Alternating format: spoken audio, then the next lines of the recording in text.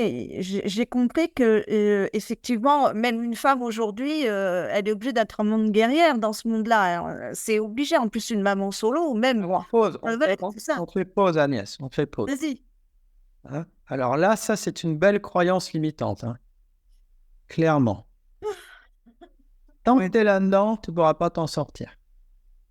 Parce que cette croyance-là, elle te donne aucune autre possibilité, en fait. Elle t'enferme vraiment, tu vois.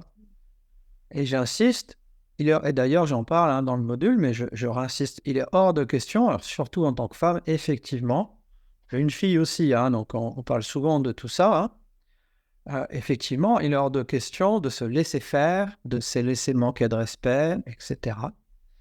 L'idée, c'est que tu n'es pas obligé d'adopter le mode survie pour ça. Ça, c'est très important.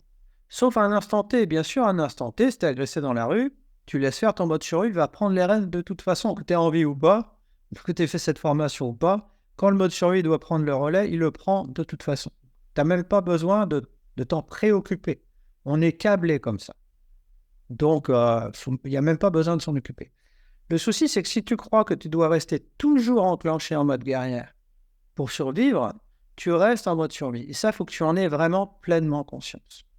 Et si tu veux vraiment sentir, parce que tu me dis à un moment que ça bloque aussi la vie à l'intérieur de toi, la liberté, la joie, l'espace, il est impératif de débrancher ce mode survie par défaut. Et l'inverse, enfin l'opposé, l'autre mode que celui du mode survie, c'est le mode accueil.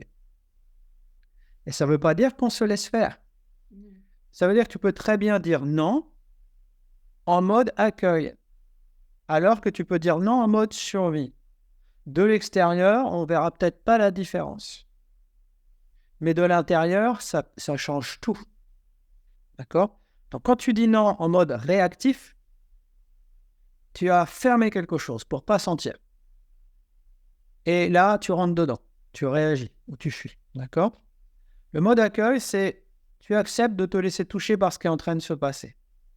Tu acceptes, même si c'est confrontant, sauf en cas de survie, j'insiste, mais dans ton quotidien, on n'est pas toujours en cas de survie, de te laisser toucher par ce qui est en train de se passer. Parce qu'il y a des choses à libérer là. Elles vont pouvoir se libérer seulement si tu restes ouvert. Alors, ouverte à tes ressentis, mais ouverte aussi à, ok, c'est en train d'arriver. Je ne suis pas en train de dire ça ne devrait pas être là. C'est là, c'est en train d'arriver. Et dans ce mode-là, dans cette attitude-là, tu peux très bien dire stop. C'est pas un problème. Je l'ai dit, le mode accueil, c'est pas le mode béni oui oui ou le mode je dis oui à tout. Non, non, non, c'est pas ça. Je reste ouvert, j'accepte de sentir, j'accepte que ça se produit encore, et c'est pas un hasard ce que tu me dis toute la vie que tu me décris, toi Agnès, j'imagine que c'est pas tout le monde qui décrirait la même chose.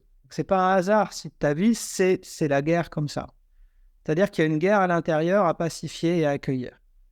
Donc la guerre extérieure n'est que le reflet de ta guerre intérieure. Donc l'accueil, c'est d'accueillir aussi que, ok, eh bien, je vais ouvrir ça aussi, je vais aller voir là-dedans, parce que c'est d'abord de cette guerre-là dont je dois m'occuper.